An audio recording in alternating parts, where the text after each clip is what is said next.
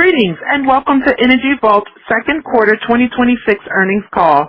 At this time, all participants are in listen-only mode. A question-and-answer session will follow the formal presentation. If anyone should require operator assistance during the conference, please press *0 on your telephone keypad. Please note this conference is being recorded. I would now like to turn the conference over to Mr. Nitin Dahia, CFO.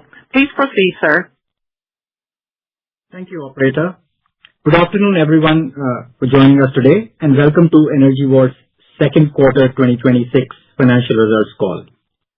Our earnings release and investor presentation are available on the investor relations section of our website, and we will refer to the presentation throughout today's call. Before we begin, I want to remind everyone that today's discussion contains forward-looking statements that are subject to risks and uncertainties. Actual results may vary materially from those expressed or implied by these statements. Please refer to our most recent SEC filings and the safe harbor language in today's earnings materials for a discussion of the factors that could cause actual results to differ. We undertake no obligation to update these statements except as required by law. We will also discuss certain non-GAAP financial measures. Reconciliation to the most directly comparable GAAP measures are included in our earnings materials. On a personal note, this is my first earnings call as Chief Financial Officer of Energy Vault.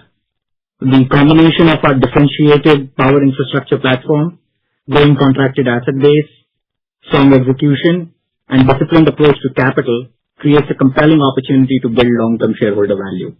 I'm excited to join the team at this important inflection point in Energy Vault's journey. Joining me today is Robert Piconi, our Chairman and Chief Executive Officer. Robert will take us through the strategic and operational update, and then I will take you through the quarter, liquidity, backlog, and our increased full-year guidance. Robert, over to you. Great, and thank you, and I'd like to welcome everyone to our Q2 earnings call. And also, friend Nitin, it's a pleasure to have you here. We're all very excited. Nitin just joined us just last month, and excited for the contributions here and at this very important phase in our company's growth profile. So welcome, Nitin. I also want to remind everyone that we have posted an investor deck out to the investor website. It would be helpful, I think, for those following through if you'd like to follow through that. I will be referring to some of those charts as we go through and before turning it back to Nitin on the results. Hopefully everyone's had a chance to take a brief read of our earnings announcement, and as I think the results reflect, I'd say two main things up front. I think number one, the execution of our strategy, and if you have been following us, that execution means delivering for customers, and that shows up in revenue, it shows up in profitable revenue and gross margins, and it shows up in the quality of the availability of the power solutions we provide. But secondly, I'd say it also reflects a commercial execution and capturing the demand being driven by AI compute infrastructure. This is something we've talked about strategically if you go back the last 6 to 12 months about positioning our company with our grid expertise, with our strong execution capabilities with customers. That's not just here in the U.S., but that's globally as we've demonstrated, and very excited to see not only that begin to show up in the results this quarter, but as we'll talk about in our improved outlook both for this year and for next. The strategy we've been describing is now in full translation mode into some of the results we've just seen. That means stronger growth, higher margins, increasing cash, a substantially larger backlog, and importantly, greater visibility into both near-term revenue and long-term recurring earnings. If you turn to chart 3, which is the first page of the deck, 3 main messages there before I jump into some of the numbers. First, I think the 26 and 27 outlook has strengthened materially, as you've seen in the backlog. The backlog increased by about $650 million to roughly $2 billion. That's a strong 40% increase just quarter over quarter, let alone more than doubling that on a year-over-year basis. And what we see there is the expectation also to convert that revenue over the next 12 to 18 months at attractive margins for about 40% of that backlog. This gives us substantial and greater visibility into the delivery ramp ahead of us, and that's both, I'd say, this year and into a very strong Q4 we're going to have, just as we did last year, but also as we look at 2027. Second, we're converting the AI data center and high compute platforms demand into real contracted wins. We've talked about the Crusoe win that was mentioned about 6 months ago as we began to enter the modular data center space. But in addition, we recently announced a 1.25 gigawatt agreement, which is our largest contract in the history of the company, to support an integrated power generation and storage solution for hyperscale data centers. Again, all of these efforts have given us substantially greater visibility into the delivery ramp ahead of us now. Third, we have strengthened the capital formation and the project financing capabilities now. The company, we've mentioned Nitin's appointment here as our new CFO, joining from Blackrock, where he had built a strong career also in the energy infrastructure in addition to other sectors. But also I'll mention Corey Magnuson's appointment as president of Asset Vault in Q2. All of these things adding the deep capital markets, the structured finance, the IPP and project finance expertise at exactly the point where the scale of opportunity is accelerating. And that matters because the next phase of growth is not simply about winning more projects. It's about financing the right projects efficiently, protecting our returns, bringing those assets online predictably and at the quality levels we've done to date, and converting that execution into cash flow and long-term shareholder value. If you turn to chart 4, we'll jump into just some of the numbers at a high level. Nitin will be covering them in more detail in a minute. I think you'll look at numbers we refer to immediately on the number of megawatts. We've discussed the 1.1 gigawatt over the last 3 months is the last time we were together in May. That's important because those gigawatts are under our control. Some of them are operating, some of them are under construction, and some of them are now in a ready-to-build state. That 1.1 gigawatt is what's translating, and I'll share the chart and a few more charts here to look at the time frames that they'll be coming online, but that will be translating into the $180 million of the recurring annualized EBITDA, which has been fundamental for our strategy the last 2 years. But importantly, if you shift to the right, the backlog, and we'll spend more time, and we have a few charts here where we're actually going to share the composition of that backlog between what's the long-term recurring versus what's our more near-term revenue conversion opportunities. That's increased now to $2 billion, a large increase quarter-over-quarter, doubling on a year-over-year basis, as you see, and gives us a lot of visibility. On the revenue side, we've doubled the revenue on a year-over-year basis. Again, reflection of strong execution of the backlog we built last year and projects both in the U.S. and Australia. I think one of the most impressive performances as we looked at Q2 was our gross margin. Gross margin's fundamental because those are the dollars and the cash that get generated from the revenue to cover the operating expense as you go forward. And the fact that we've improved that both on a quarter-over-quarter basis and on a year-over-year basis from an adjusted gross profit up to 38.6%. And the reason we talk about adjusted gross profit because it is the cash gross profit that does not include some of the non-cash depreciation elements associated with our build, own, and operate portfolio. But even the GAAP gross profit, even growing to 31% this quarter, again, just a strong result. What that means is we are executing well. We are executing well in the field to avoid any issues that can come up when you're building large energy projects, and doing it in a manner with high quality and with high safety. And then I think ultimately here this has to show up in cash and increasing our cash. I think if you look at what we've done the last 6 quarters now, so this is our 6th straight quarter of increasing cash. I think a great reflection of the focus and some of the discipline of the company to ensure that we are building that cash book. We're improving the balance sheet as we have a lot of attractive investments that we'd like to invest in. It was a 26% increase on a quarter-over-quarter basis and more than 150% on a year-over-year basis. I'd like to turn now to the backlog. If you turn to charts 5 and 6, and we've provided a little more detail here to give people some color into not only the existing backlog, but even as that's going to evolve into the end of the year. As well as on chart 6, we have broken down that backlog and characterized it between our build and transfer and our build and operate. And slide 6, I think, is particularly important because it provides a more detailed composition, showing how that 40% of that backlog is the build and transfer that supports more near-term revenue conversion and cash generation, while about 60% is the build, own, and operate component, creates that long-term recurring revenue and earnings visibility. Standing at $2 billion today, that's roughly 3 times where it stood at the end of 2024.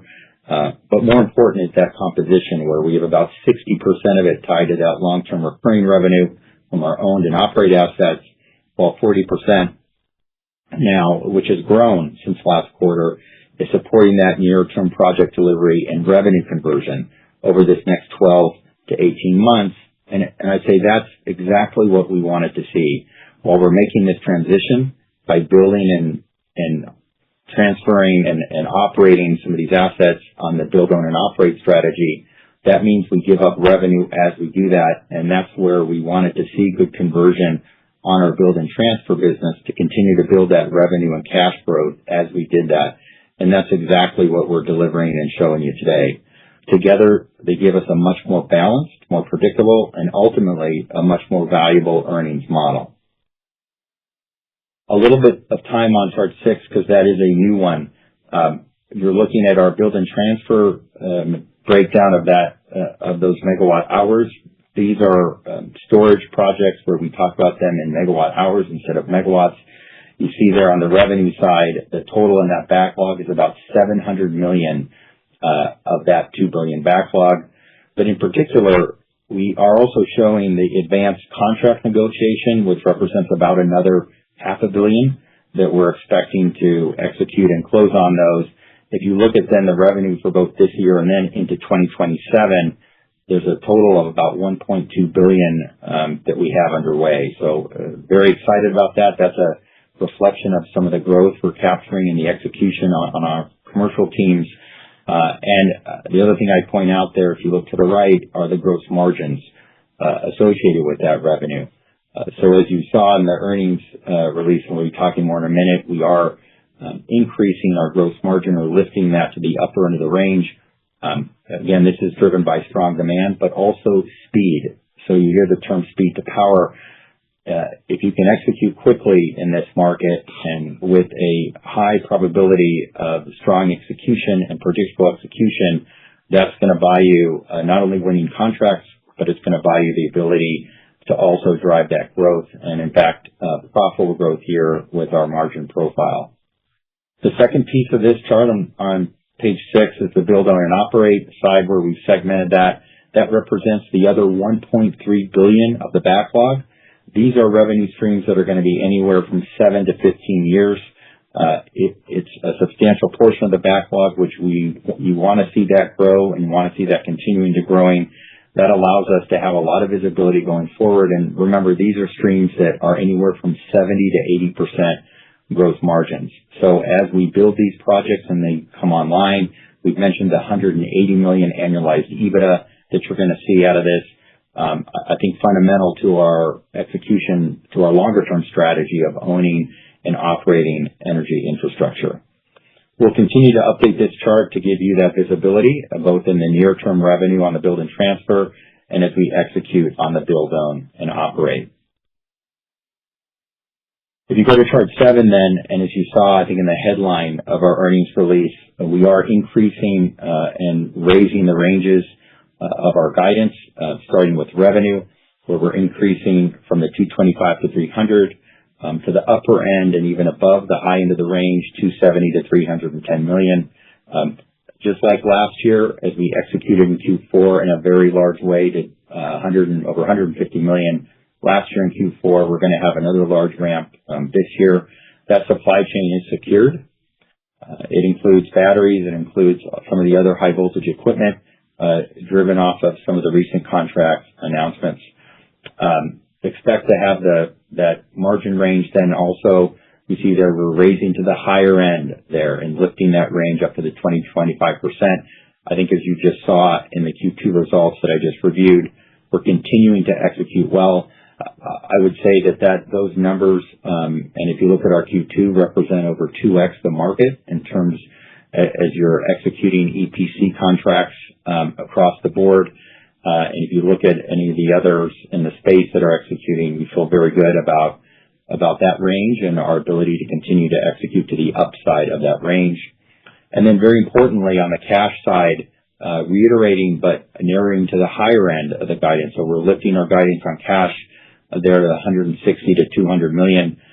These near-term revenue contracts are going to be very helpful to that. We continue to manage that well, and I think the additions of Nitin and Corey between the project financing and the broader capital formation expertise and network they bring to the table will continue to keep us with a healthy and growing balance sheet.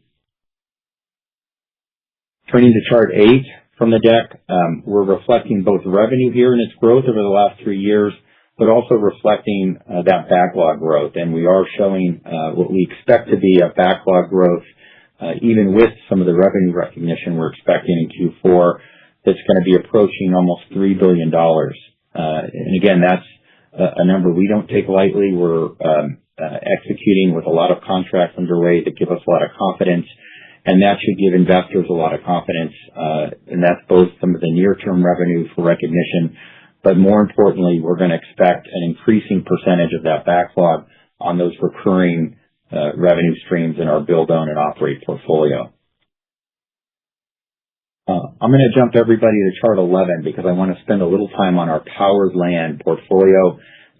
We summarized some of our existing powered land projects. One of them underway, our Calistoga Resiliency Center. That's the 2-day, the 48-hour backup for the city of Calistoga and Napa. That is supporting Pacific Gas and Electric. So we have a 10.5-year agreement with them.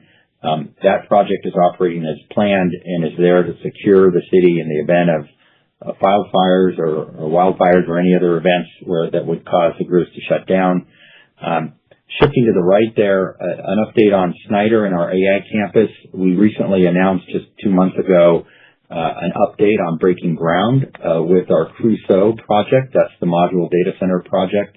It's starting with 8 megawatts and heading up to 25 megawatts for the initial deployment, and very excited. We also announced plans for an expansion of that site up to 500 megawatts. So that's going to involve a series of both generation, renewable, as well as storage as we expand our new AI campus there. That is a wholly owned facility and excited as a showcase center as well, with multiple storage technologies already operating there today.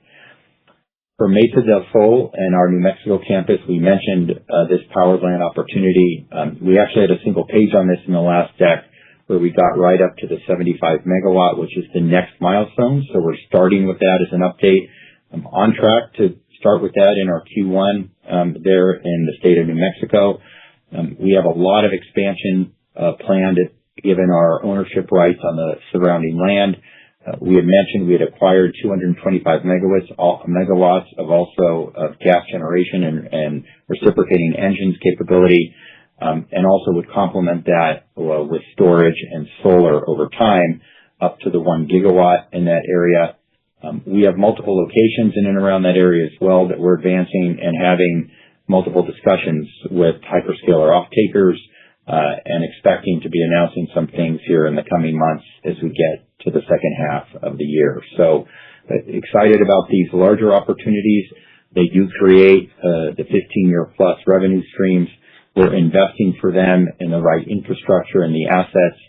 And as we've seen with the 1.25 gigawatt announcement of power generation and storage together that's behind the meter, we're adequately and I think very, very quickly advancing our knowledge and our execution here in the space.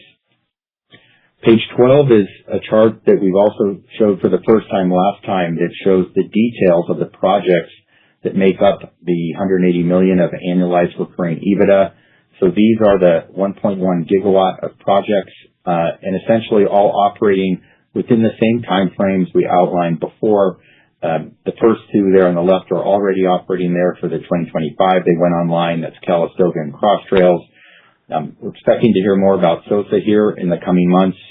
We already talked about the Crusoe deployment, and then there's a set of other listed projects that's both in Australia and in Japan, where we announced the acquisition that was closed in a more near-term, two projects in particular of the 350 megawatts there that you'll be expecting to hear more of in the coming months, and then our New Mexico power land project here. So all within line, I think, with what we reported before, and good execution of the team to stay on track in various phases of the planning, the construction, and a lot of the financing efforts underway there. We also provided on page 13 a level of detail that walked through each of the years and how we expect those megawatts to come online. These are annualized numbers, so the way you can read this chart is looking at the number of megawatts and gigawatts we bring online and the associated EBITDA that's an annualized number as we bring them online. So that's where in this illustration that we have here, we have the walk year by year that we expect to achieve, getting up to roughly and almost 5 gigawatts by 2030, and approaching a number of about $2 billion on an annualized basis of the EBITDA. Again, this is another one we'll continue to keep investors updated about, and I think important to continue to look at the megawatt adds as we announce new projects here for the second half of the year. Finally, and just to finish and wrap up, and now before I turn it over to Nitin, talk about some of the focus areas on page 15 for this second half of the year. I think primarily, and as job number one with us, as you continue to hear, it always starts with execution, and that's for the second half of the year. We've outlined some additional revenue growth and upside on that revenue and margin that we expect to deliver. That's going to come through how we always do things in a very disciplined way, a very passionate way, in serving our customers. And we see even upside to some of the projections we have here that we're expecting to close on now in the next coming months, and we'll be sharing more as we give additional updates in November. I think converting on this owned and operate pipeline to the megawatts under control is another key one to watch. We have multiple projects to add to that 1.1 gigawatt.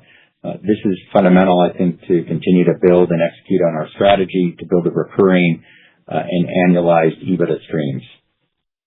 Thirdly, as you saw in the announcement, and executing around the large behind-the-meter modular generation and storage platform that we announced. Again, this deal was all about speed to power.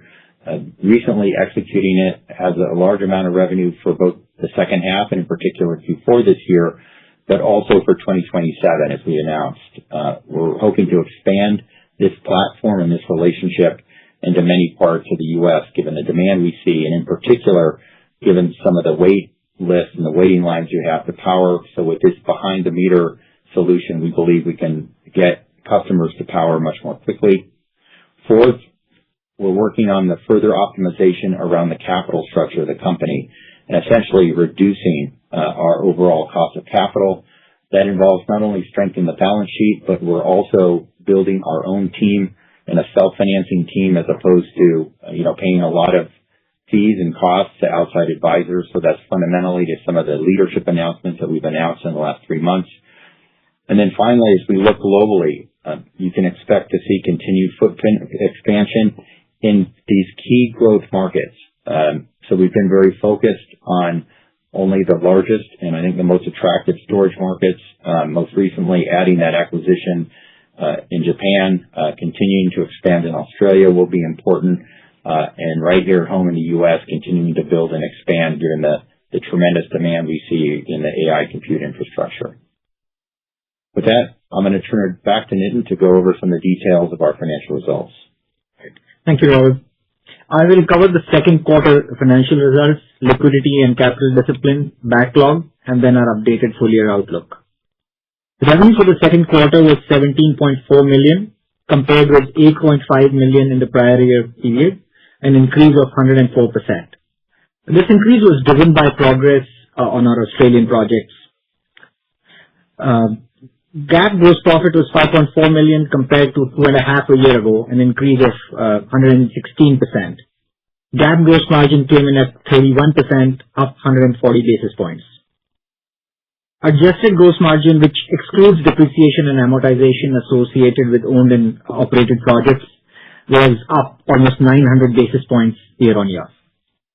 Now, the gross margin performance is important because it demonstrates that the growth we are seeing is not simply volume driven.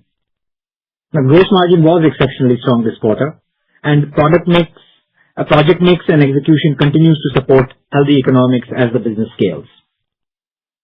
Adjusted operating expenses were $23.7 million compared to $16.2 a year ago. The increase primarily reflects commercial support, project development, and legal expenses associated with scaling the owned and operated and AI infrastructure platforms. We expect to see the benefit of this higher OPEX over the next 12 months in contract activity. As such, we remain focused on managing controllable OPEX while investing in growth where warranted. GAAP net loss for the quarter was $29.7 million from $34.9 million in the prior year period, and the GAAP EPS was a loss of 17 cents compared to 22 cents last year. Adjusted net loss was $24.6 million compared to $18.4 million a year ago. Coming to adjusted EBITDA was a loss of $17 million compared to a loss of $13.6 in the prior year period, with higher operating expenses partly offset by higher gross profit. Turning now to liquidity.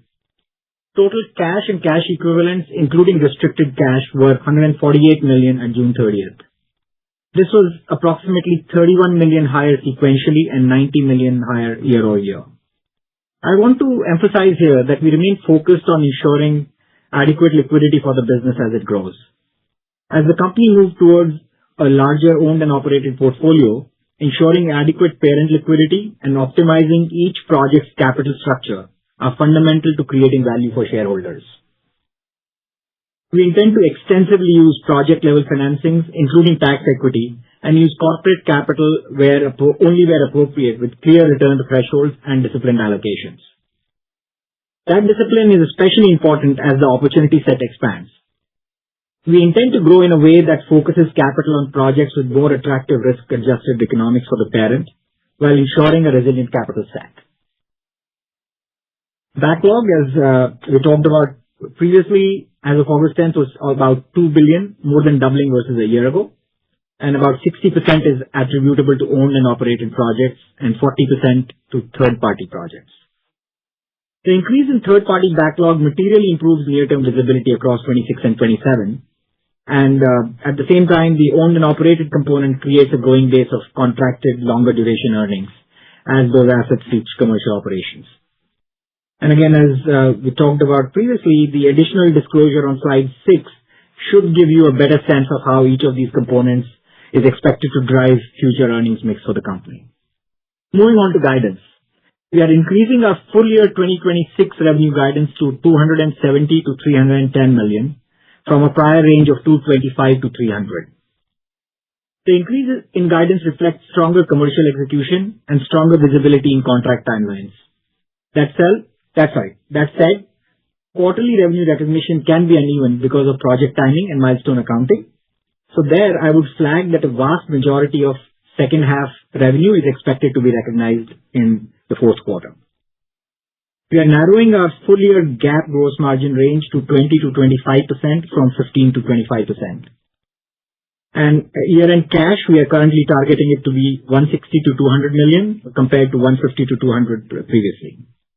Taken together, the raised revenue outlook, revised gross margin, and strong liquidity demonstrate that the increasing financial capacity of the platform as we continue to grow the owned asset portfolio.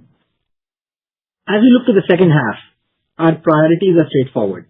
Execute the backlog, maintain margin discipline, ensure adequate liquidity, and deploy capital against the highest return opportunities. With that, I will hand the call back over to Robert for a few closing comments before Q&A. Great. Thank you very much. And again, I want to thank everyone for, and in particular our employees, for all their focus and execution as we delivered another solid and very strong quarter. I think it's a great precursor and as we look at the second half. And Nitin just mentioned some of those key priorities, and you can continue to expect from us a a strong focus on our customers, but also a very strong focus on only the most attractive and largest growth opportunities. We referenced a big milestone, a landmark for the company in the signing of what is our largest contract since inception, a little over $500 million.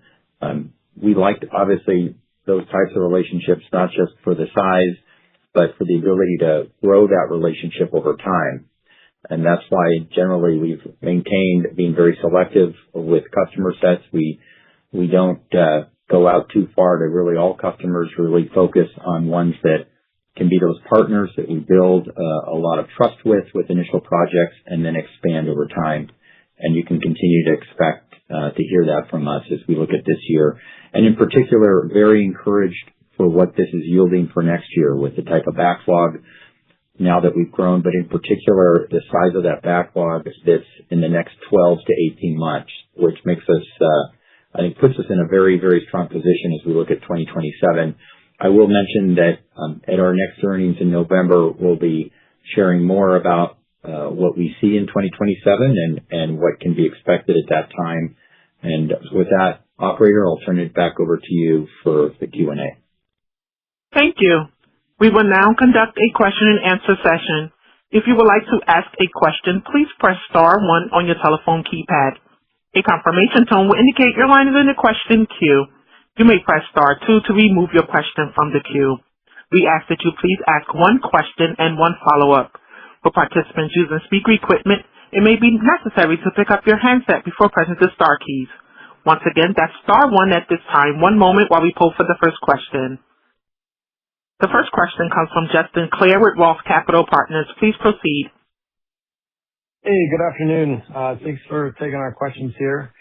Wanted to start out on the 1.25 gigawatt hyperscaler agreement, and just wondering how we should think about the 500 to 600 million of revenue in terms of the split between 2026 and 2027, if you can share.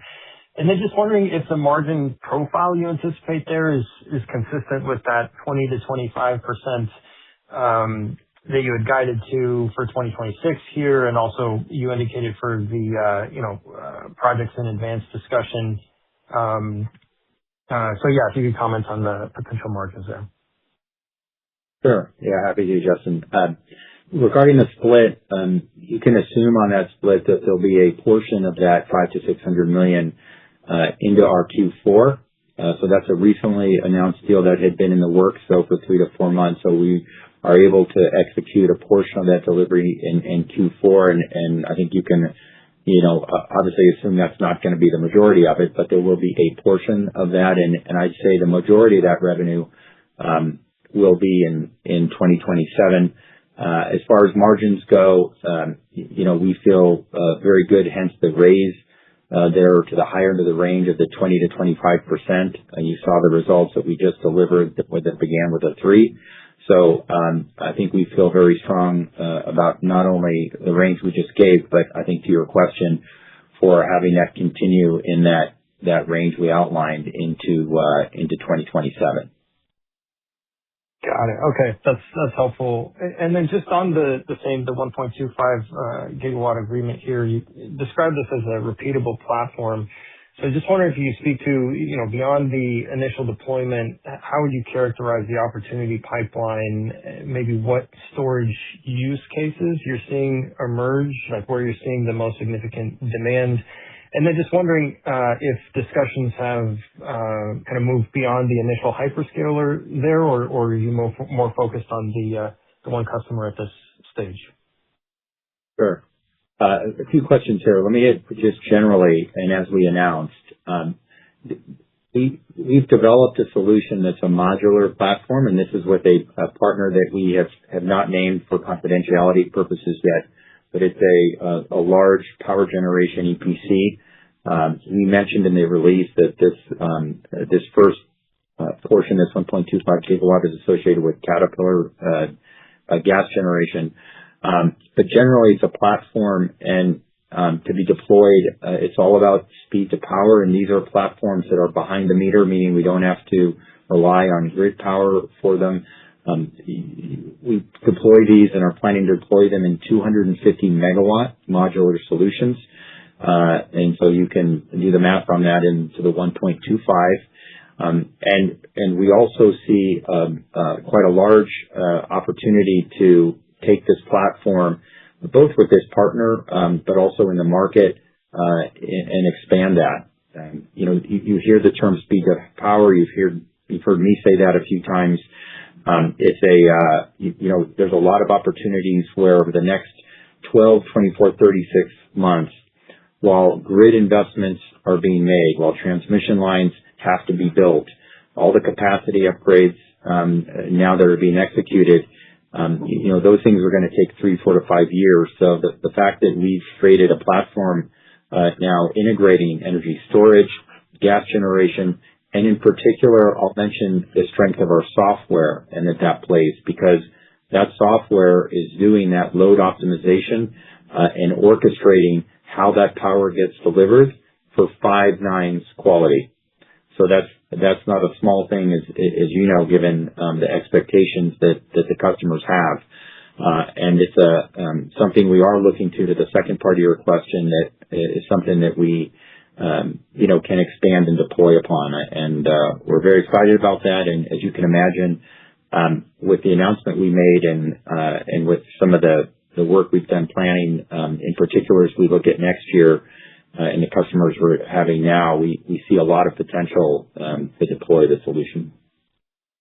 Okay, great. Congrats on the progress. I'll pass it on. Yeah, thank you. The next question comes from Julien Dumoulin-Smith with Jefferies. Please proceed. Hey there, this is Dennis on for Julian. Congratulations again on the great results, and thank you guys for taking my question.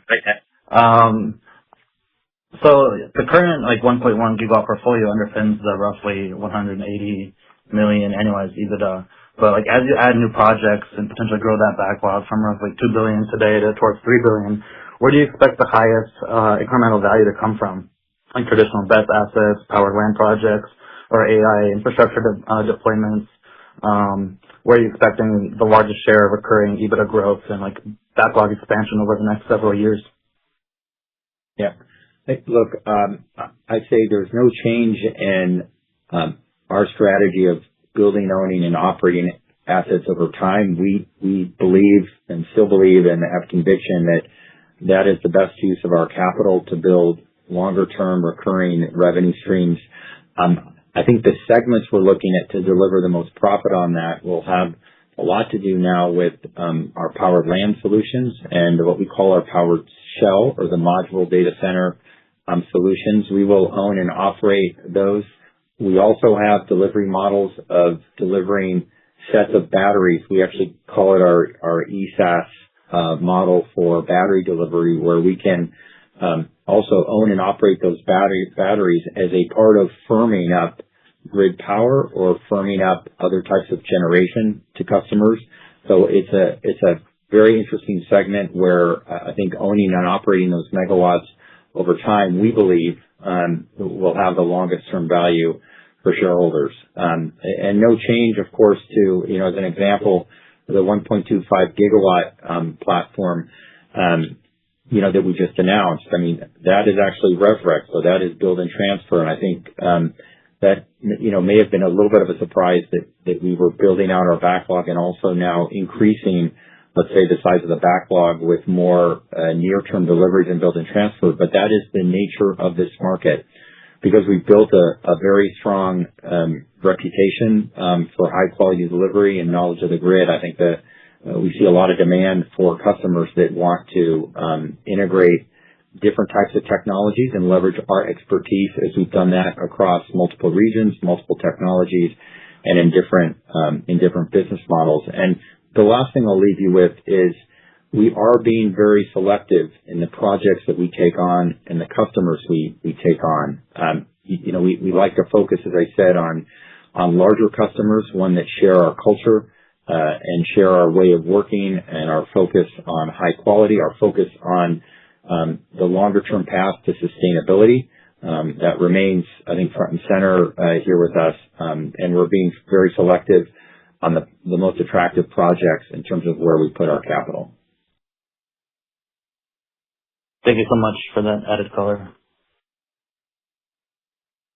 you. The next question is from Noel Parks with Tuohy Brothers. Please proceed. Hi, good afternoon.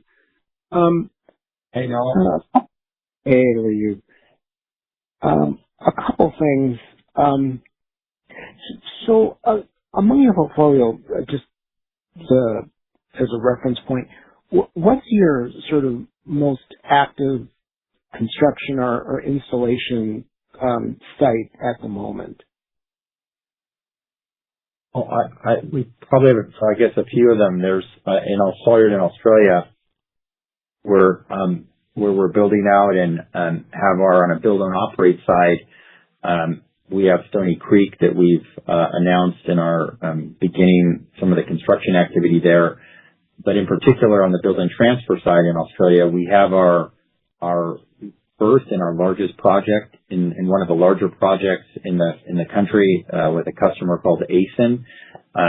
We are deploying 200 megawatt of a battery project there and already delivering 200 megawatts of power on that facility. So we're finalizing now the turnover and what's called in Australia the R2, meaning the R2 is the milestone where you've actually gotten the grid sign off formally. It's an important milestone for us there because having that now will enable us to actually bid on larger projects in the market. So that's, I say, remains very active right now in terms of the construction side. From a pure U.S. perspective, you can imagine with the ramp we have coming in the second half of this year. So if you look at our guidance and look at the revenue to date, you'll see that we're looking at another 250 to 270 million of revenue here in the second half of the year. So that involves some sites that we're sort of finalizing some of the deliveries and installations.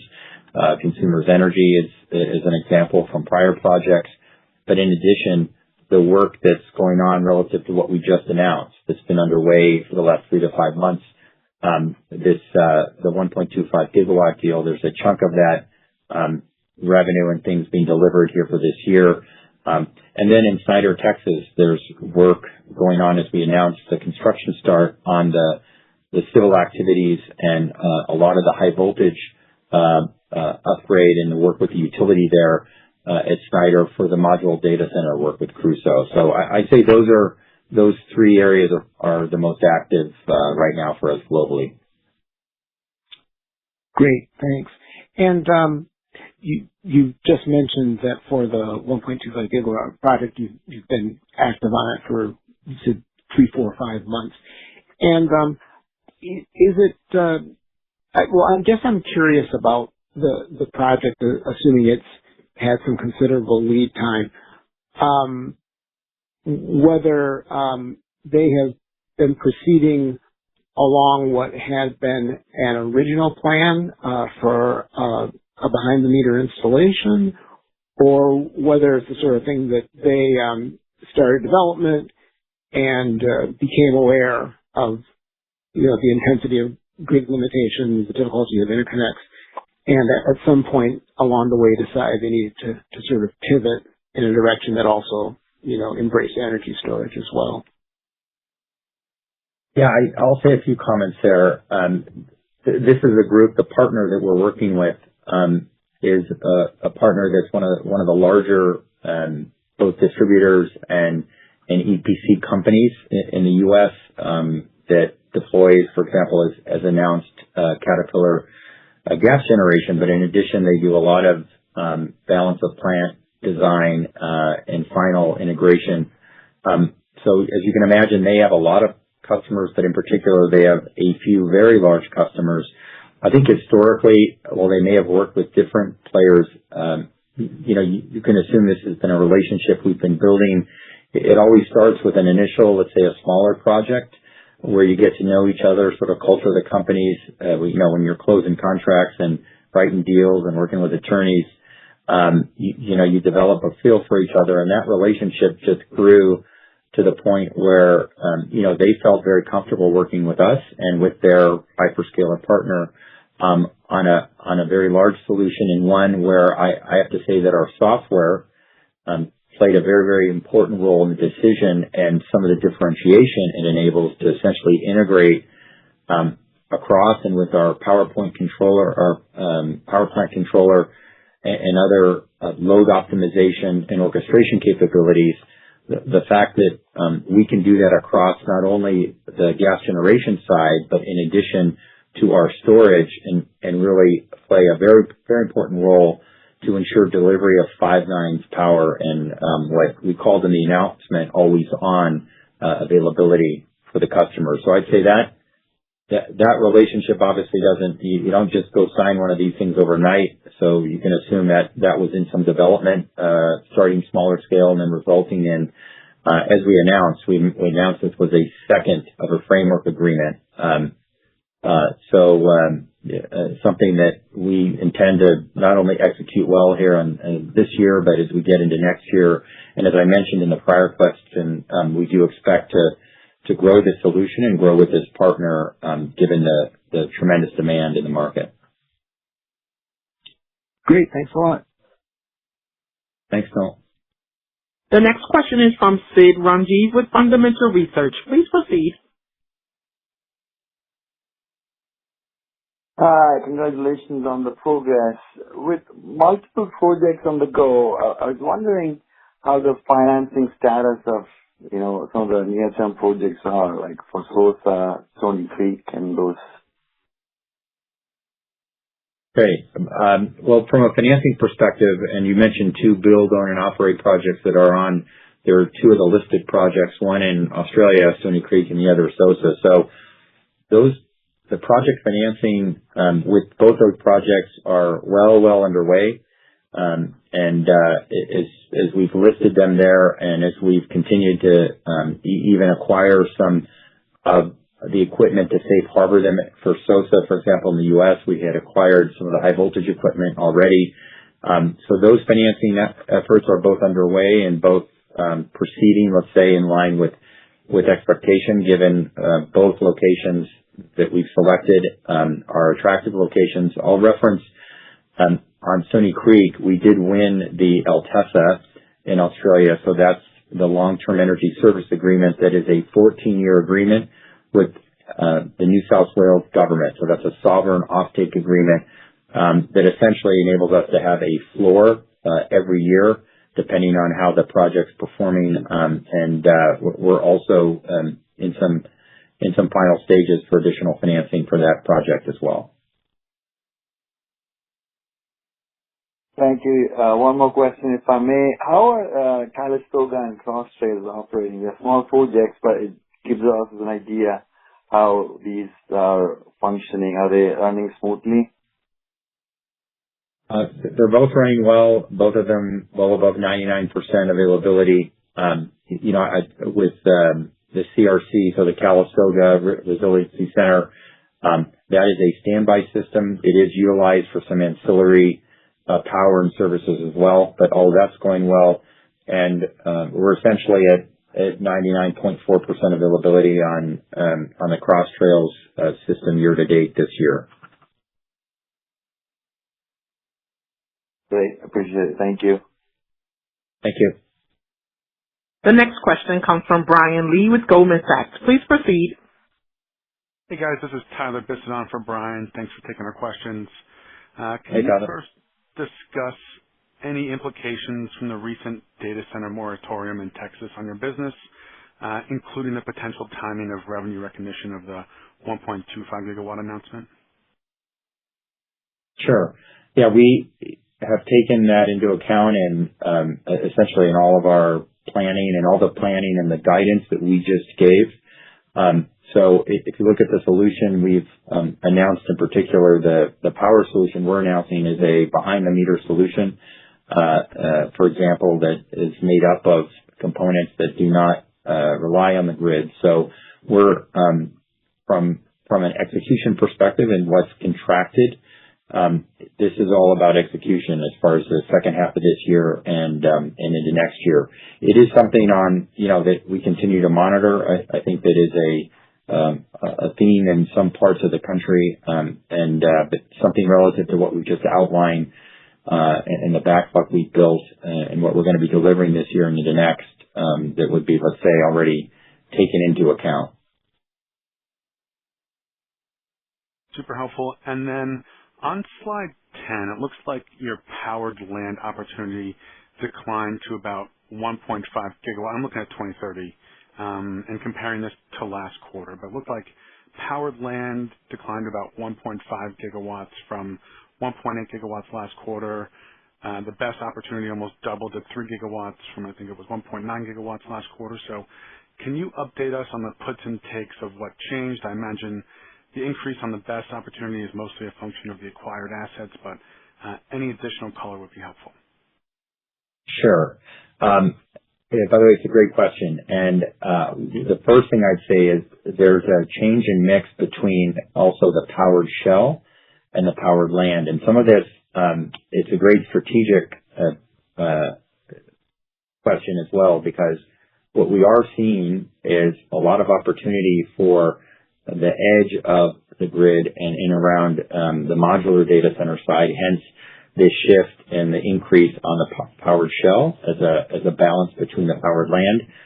Now, if you look at it on an additive basis, we see that's the same and if not more opportunity overall there, and I think an opportunity to move with a little more speed at points of interconnect that are smaller in overall megawatts, 50 to 100 megawatts, not requiring the 800 or 1 gigawatt or multi-gigawatt. There are a few of those out there, but I think if you look at the way that the sites are being deployed, the way the demand is being driven, and the economics, these powered shell and modular data center sites are becoming very attractive and potentially even higher in volume. And again, I'll say this, I think this is the fourth time on the call, this aspect of speed to power.